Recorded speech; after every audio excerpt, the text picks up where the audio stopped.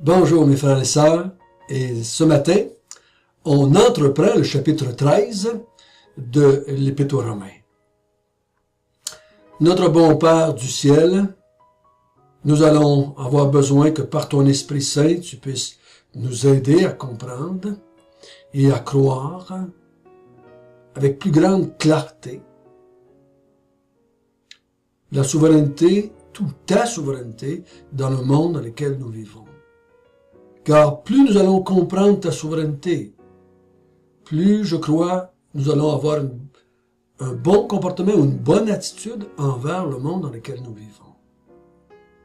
Instruis-nous encore ce matin, afin que notre culte d'adoration, notre culte de serviteur, puisse te glorifier toujours de plus en plus. Amen. Résumons un petit peu. On a vu les 11 chapitres qui parlaient des compassions de Dieu. Tout ce que Dieu a fait envers des hommes et des femmes qui étaient perdus, qui étaient totalement dépravés, comme on a vu du chapitre 1 à 3. Et on a vu la grâce de Dieu qui se manifestait en Jésus-Christ pour venir sauver ces hommes et ces femmes qui étaient rebelles à sa divinité, à sa position de Dieu. Et à partir du chapitre 12, on a vu la mise en pratique de tous les jours dans notre vie chrétienne. On a vu qu'il est raisonnable d'avoir un culte d'adoration envers Dieu, un culte de louange, à cause de toutes ses compassions. La motivation du croyant vient des compassions de Dieu, et non pas afin d'obtenir quelque chose de Dieu, ici-bas et dans l'éternité. Les compassions de Dieu ne touchent pas seulement que ma justification, mais les compassions de Dieu touchent tout mon salut, autant ma justification que ma sanctification, que ma glorification, que mon éternité. Tout cela découle de ces compassions. On a tendance à croire que pendant qu'on est chrétien sur la terre, il faut faire de quoi pour être béni. Mais non, ces bénédictions sont les compassions que nous avons reçues en Jésus-Christ. Et c'est à cause de toutes ces compassions-là que nous avons la certitude de son amour envers les élus, envers les croyants. Nous avons vu que notre culte doit être modeste à cause que nous sommes tous égaux dans la foi, nous avons tous des dons différents, mais tous attachés les uns les autres à la tête pour rendre notre culte à Dieu. Parce que la raison de l'Église, c'est de rendre un culte à Dieu. Des fois, j'entends que la raison de l'Église, c'est le salut des âmes perdues. J'aime pas ça, parce qu'on décentre la raison d'être de toute chose. La raison de l'Église, c'est de rendre un culte à Dieu, et dans ce culte que nous rendons à Dieu, nous cherchons d'autres adorateurs dans le monde pour qu'ils soient adorés, pour qu'ils puissent rendre, eux autres aussi, avec nous, un culte d'adoration. Et ensuite, on a vu qu'on doit vivre avec un amour moral les uns avec les autres et être en paix avec tout le monde, autant qu'en dépende de nous. Et là, on rentre au chapitre 13. Et au chapitre 13, on va voir un autre domaine. Je crois que le chapitre 12, c'est surtout personnel. C'est pas juste ça, mais je dirais que c'est surtout ça. Mon culte d'adoration, le renouvellement de mon intelligence, mon amour moral envers les frères et sœurs, que je dois vivre en paix autant qu'elle dépend de moi avec les autres. C'est plutôt personnel. Ça s'adresse plutôt à moi de façon personnelle. Maintenant, le chapitre 13, ça va être surtout ma relation avec le monde dans lequel je vis qui n'est pas croyant. Et le chapitre 14 et 15, ça va être surtout mes relations interpersonnelles avec les autres croyants. Je peux pas trancher ça au couteau, là, mais je les diviserai comme ça, puis ça nous aide à comprendre et à suivre l'idée de l'auteur. Ma relation avec le monde. le monde des ténèbres dans lequel je vis en tant que lumière. Le monde de serviteurs de Dieu, avec comparaison de ceux qui servent le mal, ou qui sont contre Dieu. Donc, on a vu qu'il y a de l'opposition, il va y avoir des afflictions, on va nous malmener. Donc, comment je dois réagir avec le monde dans lequel je suis? Et là, il va parler des autorités qu'il y a dans le monde. Lisons ensemble, à partir du verset 1 jusqu'au verset 5 du chapitre 13. Que toute personne soit soumise aux autorités supérieures, car il n'y a point d'autorité qui ne vienne de Dieu. Et les autorités qui existent ont été instituées de Dieu. C'est pourquoi celui qui s'oppose à l'autorité résiste à l'ordre que Dieu a établi, et ceux qui résistent attireront une condamnation sur eux-mêmes. Ce n'est pas pour une bonne action, c'est pour une mauvaise que les magistrats sont à redouter. Veux-tu ne pas craindre l'autorité, fais le bien, et tu auras son approbation. Le magistrat est serviteur de Dieu pour ton bien, mais si tu fais le mal, crains, car ce n'est pas en vain qu'il porte l'épée, étant serviteur de Dieu pour exercer la vengeance et punir celui qui fait le mal. Il est donc nécessaire d'être soumis, non seulement par crainte de la punition, mais encore par motif de conscience.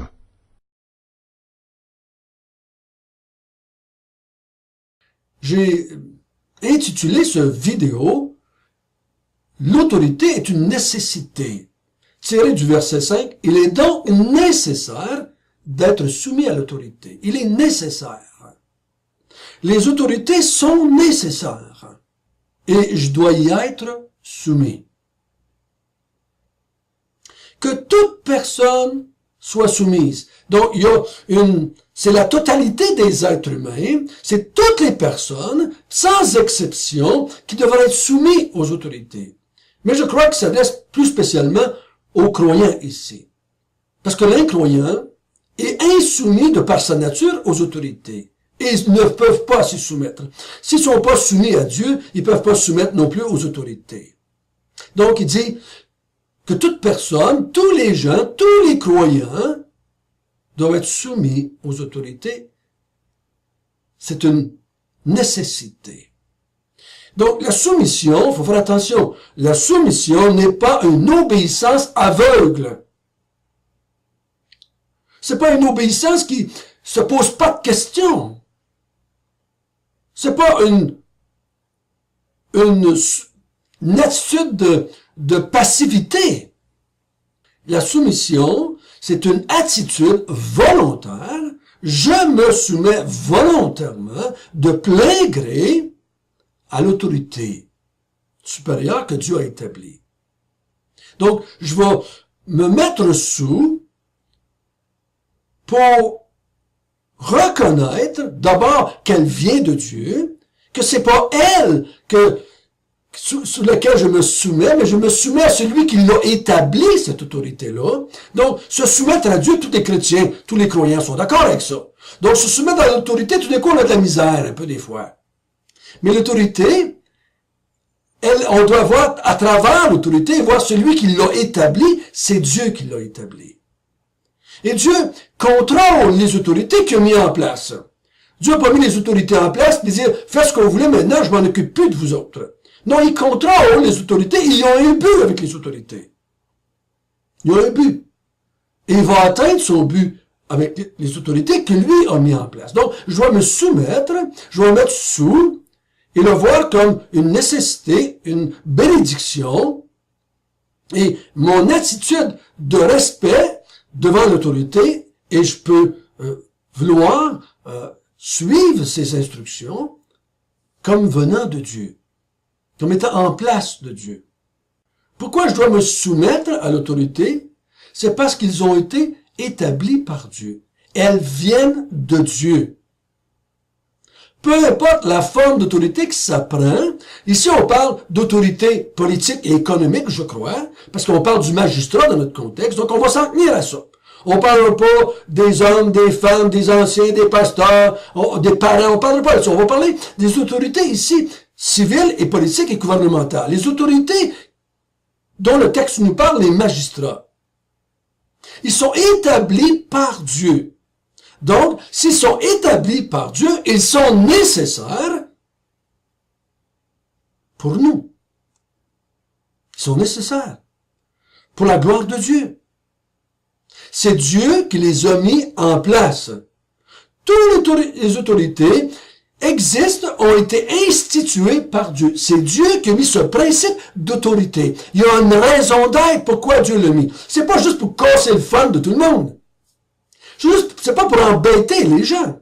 C'est une nécessité dans un monde qui connaît pas Dieu et dans un monde où ce que ses enfants vivent. Dieu a cru bon, dans sa sagesse infinie, d'instituer des autorités. Donc, on va s'y soumettre. Je le répète, c'est pas une obéissance aveugle, mais c'est un respect, parce qu'ils viennent de Dieu, et même on doit faire tout notre possible pour les aider à accomplir l'autorité que Dieu leur a donnée. Attention, ils n'ont pas toute autorité. Ils n'ont pas autorité dans ma chambre à coucher. Ils n'ont pas d'autorité dans mon salon avec mes enfants. Ils n'ont pas d'autorité dans ma cuisine. L'autorité qu'ils ont ici, c'est pour garder la paix. On va le voir ça. Garder la paix dans le monde. Protéger ceux qui font le bien et punir ceux qui font le mal. Donc, ils ont une raison d'être. Ils sont nécessaires. Il faut le voir comme cela. Il ne faut pas le voir comme ceux qui sont toujours en train de nous casser le fun, qui nous embêtent, mais une nécessité pour les enfants de Dieu qui vivent dans un monde d'inconvertis. Il y a une nécessité aussi pour les inconvertis, pour ceux qui vivent dans les ténèbres. Mais on va se restreindre surtout ici à notre cas à nous, qui se soumettons à Dieu. Mais l'autorité va avoir le même rôle à jouer. Il va punir aussi les inconvertis, comme il va punir aussi les convertis. Et au verset 2, il dit, c'est pourquoi. La raison, c'est pourquoi, à cause que toute autorité vient de Dieu, à cause que toute autorité a été instituée de Dieu, à cause que toute autorité représente Dieu, ils sont serviteurs de Dieu, donc ils représentent Dieu, hein? Il dit, celui qui s'oppose, celui qui résiste à l'autorité, résiste à l'ordre de Dieu. Résiste au principe que Dieu a établi d'avoir des autorités dans ce monde. Résiste à Dieu. Celui qui s'oppose à Dieu, qui a établi les autorités. Et il dit au verset, ceux qui résistent attireront une condamnation sur eux-mêmes. Résister à l'autorité, ça veut-tu dire que je vais attirer une condamnation de la part des magistrats? Il y a des différentes opinions ici parmi les croyants, les enseignants. Il y en a qui disent, il doit craindre une autorité, la condamnation des magistrats ou des autorités en place, et d'autres disent que c'est la condamnation de Dieu. J'opte pour la deuxième, la condamnation de Dieu. Ceux qui résistent à Dieu vont être condamnés par Dieu. Attention ici. C'est pas ceux qui désobéissent à une loi qui vont être condamnés, mais c'est ceux qui résistent au principe, à l'ordre que Dieu a établi d'avoir des autorités. On va voir l'attitude qu'on doit avoir quand on désobéit à un principe ou aux autorités en place. Mais ici, la condamnation, le mot qui est là, c'est le mot jugement, et chaque fois que ce mot-là est utilisé dans l'Épître aux Romains, c'est le jugement de Dieu de condamnation, de perdition. Donc, il dit que tous ceux qui résistent à l'autorité que Dieu a établie, qui sont contre, ils ne veulent pas se soumettre à l'autorité, démontrent, manifestent qu'ils sont insoumis à Dieu, qu'ils résistent à Dieu, qu'ils ne veulent pas se soumettre à Dieu. Il y a un équivalent, là. Donc, le croyant peut pas avoir cette attitude-là d'insoumission, de rébellion, de résister à Dieu, dans ce que Dieu est en train de faire dans ce monde. Le croyant a une attitude de soumission envers Dieu. Donc, si je résiste à Dieu, parce qu'en résistant à l'autorité, je résiste à Dieu, je vais être condamné. Je vais être condamné. Si je ne vois pas comme étant nécessaire l'autorité que Dieu a établie, je résiste à Dieu et je vais être condamné par Dieu. Donc, c'est important, ici, mes chers frères et sœurs, mes chers amis, de bien comprendre le principe. C'est pas, là, maintenant, à chaque fois que je vais pogner un ticket sur la rue, sur la route, que là, je vais être condamné par Dieu. C'est pas à chaque fois que je fais un acte d'injustice ou je compte une menterie à mon voisin ou que je fraude sur mes impôts. Là, automatiquement, je suis condamné par Dieu. Non, non. Faut vraiment s'arrêter. C'est une attitude de rébellion envers Dieu d'une façon globale, d'une façon générale. Je résiste. Je ne veux pas d'autorité sur moi. L'être humain, de par sa nature pécheur, ne veut pas d'autorité sur lui. Il veut être l'autorité. C'est pour ça qu'il condamne quasiment toute forme d'autorité. J'étais un de ceux-là. J'ai résisté à toute forme d'autorité. Mais quand j'écoute les gens parler, en général, et je fais pas attention, je tombe dans le panneau aussi, on a de la misère à accepter la nécessité, le bien fondé de l'autorité supérieure que Dieu a établie. Quelle est ton attitude? Quelle est mon attitude? Est-ce que je vois l'autorité comme venant de Dieu? Je suis pas en train de dire que maintenant, les gens en place vont toujours faire le bien. Dieu avait établi David comme autorité. Ça ne veut pas dire que David a toujours fait le bien. Mais pourtant, il était là parce que Dieu voulait là. Dieu s'en est servi de David. Il n'était pas parfait. Dieu s'est servi de Nabuchodonosor. C'est moi qui t'ai donné tous ces royaumes que tu possèdes. Dieu s'est servi dans des autorités en place. Il s'est servi des Romains, de Pilate, qui avait mis lui en place. Même si Pilate a condamné Jésus à la croix, c'est lui qui l'avait établi. Il a servi le plan de Dieu. C'est ce que Pierre dit dans Acte 3. En le condamnant, vous avez ainsi accompli la volonté de Dieu. Donc les autorités sont en place.